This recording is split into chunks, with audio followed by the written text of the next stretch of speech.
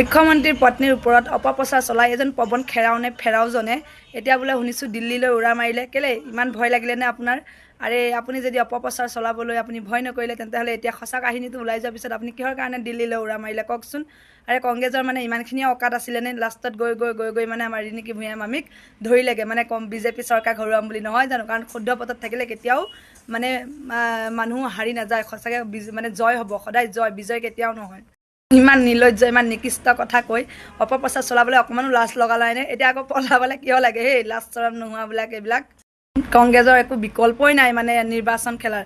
লাষ্টত কি কৰিব? বেচেৰাহঁতৰ উপায় নাই। গতিকে গৈ মুখ্যমন্ত্ৰী মানে পত্নীকে ধৰিলেগৈ আৰু মিছা ভুৱা প্ৰচাৰটো উলিয়াবলৈ। লাষ্টত উপায় নাই যে কি কৰিব আৰু, নহ'লে হাৰিম বুলি ভয়তে কঁপি আছে সিহঁতকেইটা।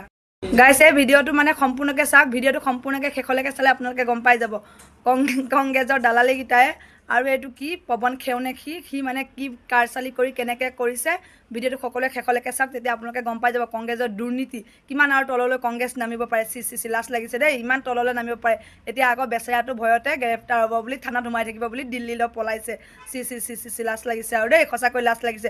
তাৰপিছত আকৌ গৌৰৱ গগৈয়ে প্ৰচাৰ চলাই আছে। নিজৰে মাইকী এইফালে বাংলাদেশী পোৱালি বাংলাদেশী, তাৰপিছত আকৌ তেওঁ মানে চৰ্চা চলাই আছে। চি ইমান মিছা কথা ক'বলৈ অলপো লাজ চৰম নালাগিলে নে বাৰু? কি বুলি ভাবিছিলে হেৰৌ? ভুৱা প্ৰচাৰ উলিয়াই বিজেপিক মানে হৰাম বুলি ভাবিছিলে নহয় জানো? কাৰণ তহঁতৰ কোনো মানে এইবিলাক ২ নম্বৰী কাৰবাৰ নচলিব। গতিকে সৎ পথত থাকিলে সদায় সতেই হৈ থাকিব। হেমন্ত বিশ্ব শৰ্মা ডাঙৰীয়াৰ পত্নী কেতিয়াও বাংলাদেশী পাকিস্তানী নহয়।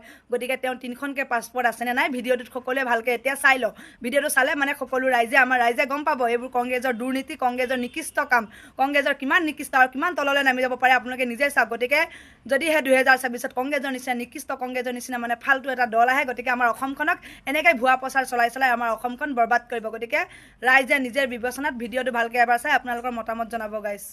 ভিডিঅ'টো ইমান ধুনীয়াকৈ এডিটিং কৰিছে, ইমান ধুনীয়াকৈ এডিটিং কৰিছে। আমাৰ ৰিণিকী ভূঞা মামীৰ ফটোখন লগাই দিওঁতে মানে মানুহে কয় নহয় চুৰ কৰিলে এনেও মানে পুলিচে উলিয়াবই যেনেকৈ নহওক। চুৰ কৰোঁতেও মানে ইমান ধুনীয়াকৈ চুৰ কৰিছে, কিন্তু এটা সূত্ৰ থাকি গ'ল। সেইটো সূত্ৰ থকাৰ কাৰণে তেওঁ মানে এতিয়া ফচি গ'ল। গতিকে গাইজ ভিডিঅ'টো যিমান পাৰে শ্বেয়াৰ কৰিব, আৰু ভিডিঅ'টো কিমান ধুনীয়াকৈ এডিট কৰিছে আপোনালোকে মানে চাই লওক ভিডিঅ'টো এবাৰ।